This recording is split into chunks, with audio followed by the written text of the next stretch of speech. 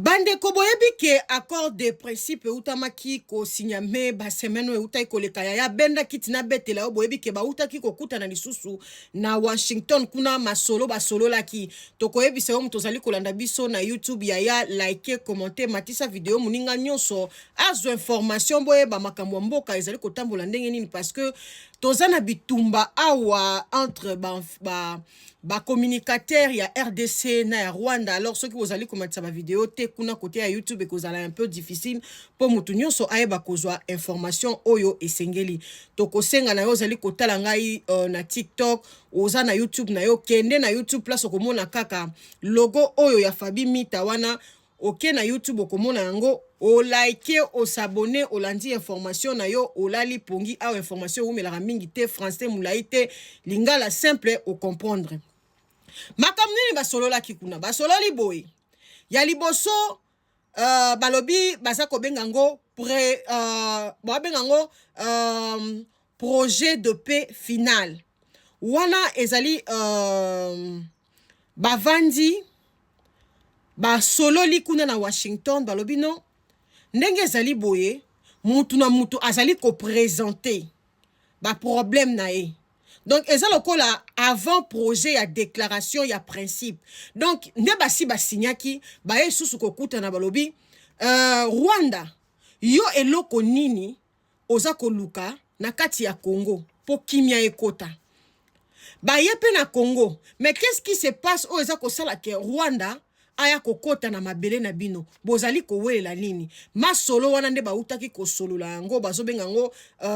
avant projet avant to signer ba accord bino na expliquer bino accord de principe bino bomona ke ese bino eza accord te eza eloko moko te eza signature moko baza ko signer balobi nde tozaboy to kobunda te to osala eloko moko te to vanda to solola to yoka. Siko après ko signer na bango ba yesiko na deuxième tour kuna na Washington babandi siko ko solola avant projet babandi ko pesa na mutu na mutaza koloba makanisi na ye pe na suka na yango ndenge bazali wana bakokuta na lisusu dans 3 semaines po mutu na mutu baye bakosala ba projet na bango ba corps salama et signame na ndenga solo mutu na mutu avant na kwena ye. Mais eloko za ko intéresser mingi États-Unis d'Amérique pour ça na musala na ya à l'aise ezali mingi discussion ya ba minerai critique o ekosala discussion ya ba minerai critique pardon économique o ekosala que signature wana ekozala ke Félix Tshisekedi na yemoko Donald Trump. Et le quoi n'est que ça entre moi il y a juin to juillet na ba information to outil kozwa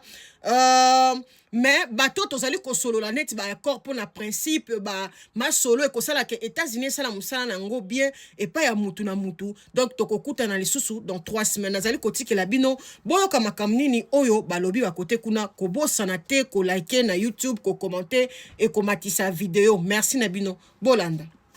Alors effectivement, aujourd'hui est une étape importante puisque, vous l'avez dit, les représentants de la RDC et du Rwanda se retrouvaient à Washington pour présenter en fait leur vision du projet de paix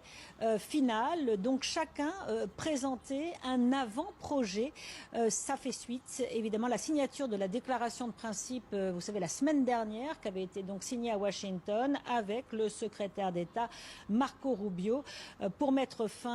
tenter mettre fin à un conflit qui dure depuis des décennies. Donc il était question du respect des frontières entre les deux pays, de la lutte contre les groupes armés. La stabilité et la sécurité dans la région, c'est très important pour les Américains, d'autant plus que ce qui intéresse surtout, ce qui motive l'administration américaine actuellement, ce sont surtout les accords bilatéraux qui sont en train d'être discutés sur les minerais critiques, vous savez, des ressources importante pour les chaînes d'approvisionnement mondiales. C'est dans l'esprit de cette administration Trump à négocier ce genre d'accords sur les minéraux, sur les ressources naturelles. Et donc, il y a des négociations entre d'un côté Washington et Kinshasa, puis d'un autre côté entre Washington et Kigali, pour obtenir le meilleur accord possible. Un des accords économiques qui servent donc les intérêts stratégiques des Américains, qui permettront à terme aux entreprises américaines et occidentales d'investir des milliards de dollars dans les mines congolaises et dans des projets d'infrastructure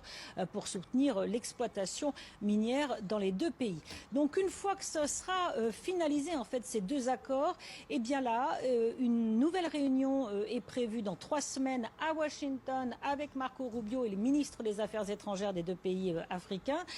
pour signer déjà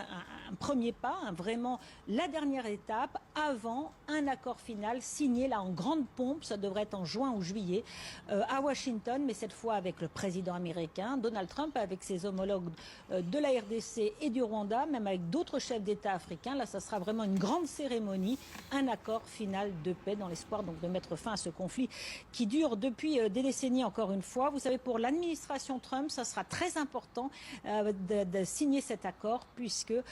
pour le moment, cette administration a bien du mal à obtenir la paix dans d'autres endroits du monde et on pense notamment au conflit en Ukraine entre donc l'Ukraine et la Russie.